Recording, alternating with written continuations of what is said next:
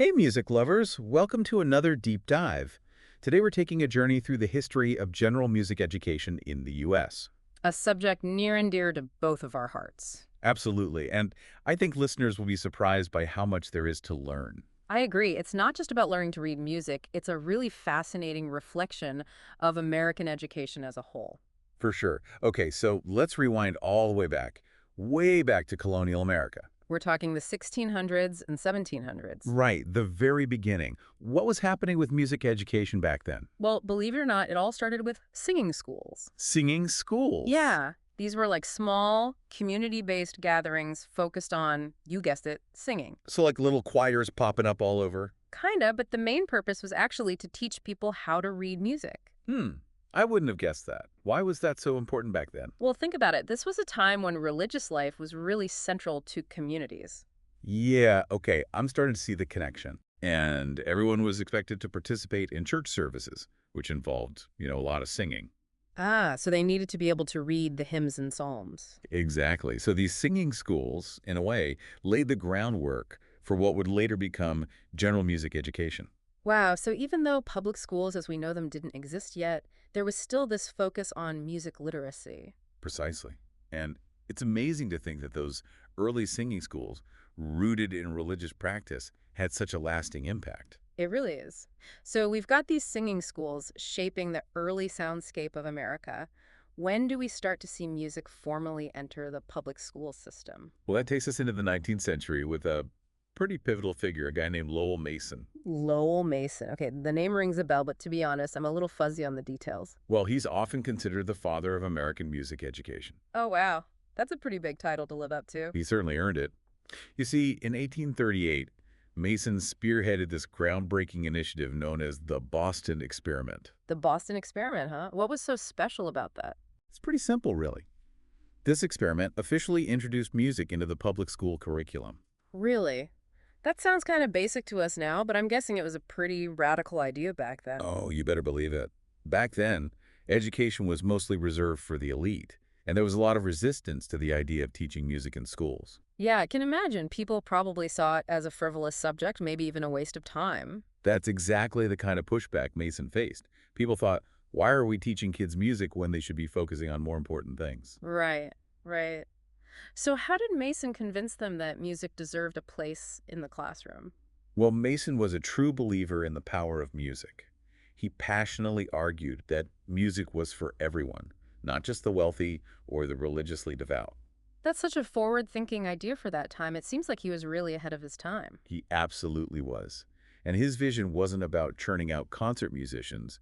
It was about fostering a love of music and developing musical literacy in all students, regardless of their background or future aspirations. That's really cool. So, what did this early general music curriculum actually look like? What were kids learning in Mason's classes? Mason took a very practical, foundational approach. He focused on the building blocks of music, things like singing in tune, Makes sense. Got to start somewhere. learning to read musical notation, and training their ears to hear and understand musical intervals and melodies. Sounds pretty similar to what many kids still learn today in their elementary music classes.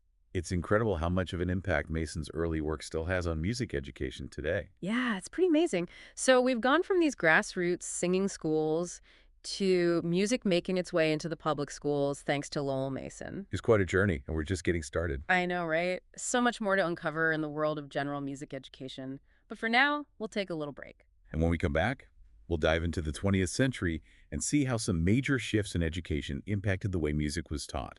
Ooh, exciting. Can't wait to see what happened next. Stay tuned, everyone.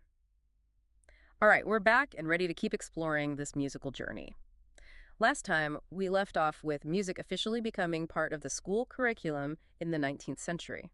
Thanks to Lowell Mason's pioneering work. Right. He really set the stage for what general music would become. But we also hinted at some big changes coming in the 20th century. Big changes indeed. The 20th century brought about some pretty significant shifts in education as a whole, and music education was no exception. Okay, so set the scene for us. What were these big shifts and how did they start to impact the way we teach and learn music? Well, one of the most influential movements was the rise of progressive education. Thinkers like John Dewey really championed this idea of student-centered learning. Student-centered learning. That sounds familiar, but can you break it down for us a bit? Sure. It was all about moving away from those traditional rigid methods of teaching where, students were just passively absorbing information. Yeah, the old sit still and listen approach. Exactly. Progressive education flipped the script and put students at the center of the learning process. It was about active participation, hands-on experiences, and making connections to the real world. Ah, so it wasn't just about memorizing facts and figures anymore. It was about actually engaging with the material, experimenting, and making it your own. Precisely. And this had a huge impact on music education.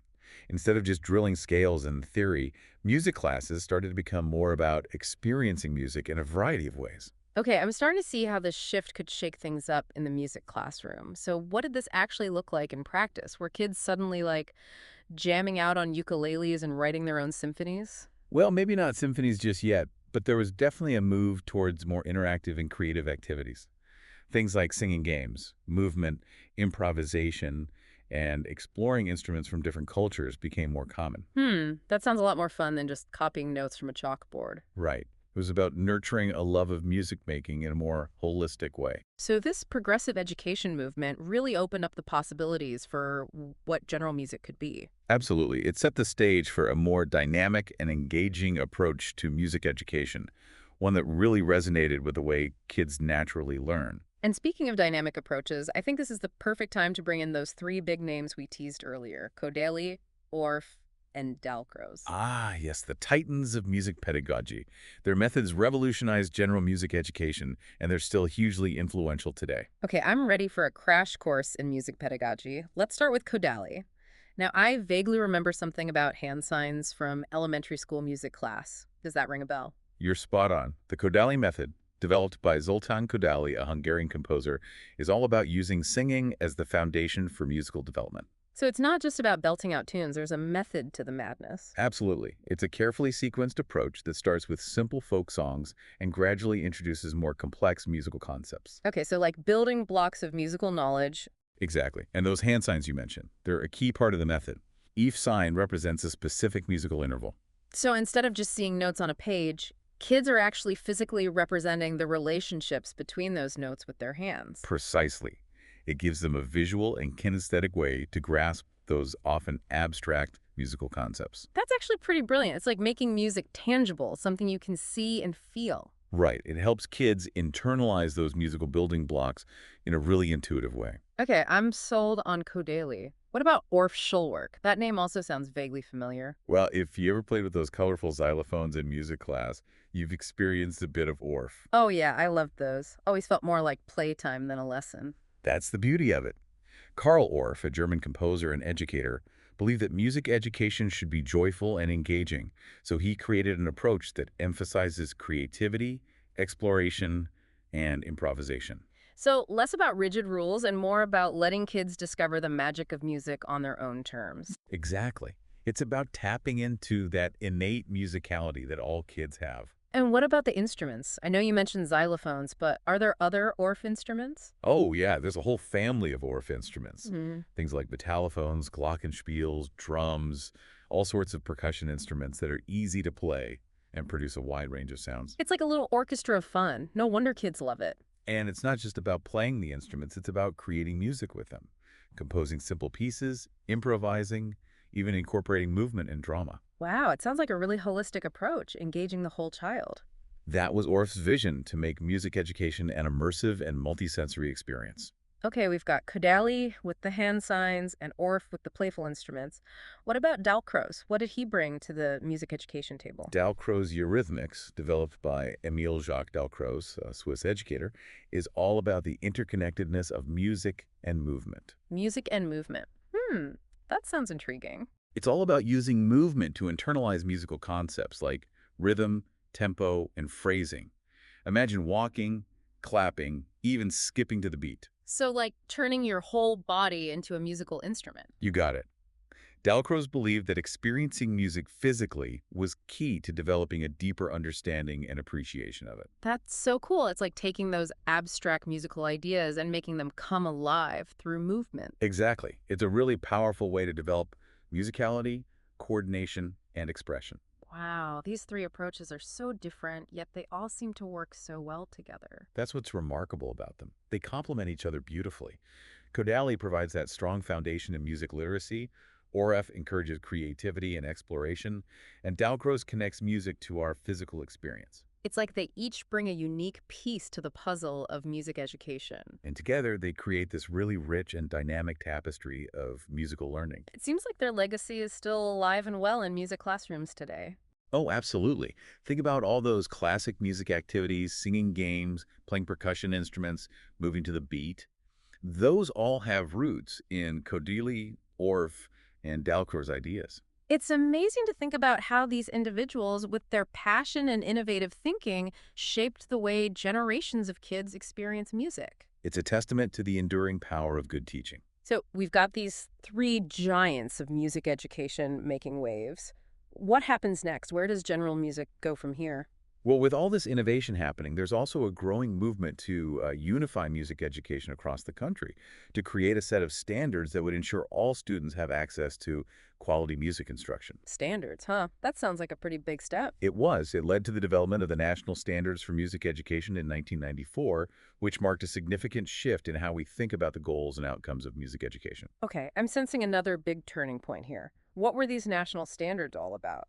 Well, up until that point, music education was pretty heavily focused on performance skills, especially in the Western classical tradition. Like getting kids ready for the school orchestra or choir. Exactly. Mm. But the national standards broadened the scope significantly. They shifted the focus away from purely performance-based goals and emphasized a more holistic and well-rounded approach to music education. So it wasn't just about training future concert musicians anymore. It was about giving all students a solid foundation in music, regardless of their talent or aspirations. Precisely. The national standards outline 4 key processes: creating, performing, responding, and connecting. Okay, let's break this down a bit. Creating. What exactly does that mean in the context of music education? Well, it brought improvisation and composition to the forefront. These were no longer seen as skills reserved for the musically gifted. They were now considered essential for all students, regardless of their level or interests. Wow, that's a pretty big shift in thinking. So kids were encouraged to not just play music, but to actually make their own music. Exactly. Yeah. It was about fostering creativity, self-expression, and musical problem solving. I love that. What about performing? That seems pretty straightforward, right? Yeah, performing was still an important part of the equation, but it was no longer the only goal. The emphasis was on giving students opportunities to share their music with others, to develop their performance skills and confidence. Okay, so performing evolved to encompass a broader range of experiences. And then we have responding. This was all about developing those critical thinking skills in relation to music. Students were encouraged to not just listen passively, but to analyze, interpret, and evaluate the music they were hearing. Ah, so it's about taking a more active role in the listening process, not just letting the music wash over you. Exactly. It's about developing a deeper understanding of the music's structure, meaning, and context. That makes a lot of sense. And finally, we have connecting. What does that entail? Connecting was all about emphasizing the interconnectedness of music with other art forms, disciplines, and cultures.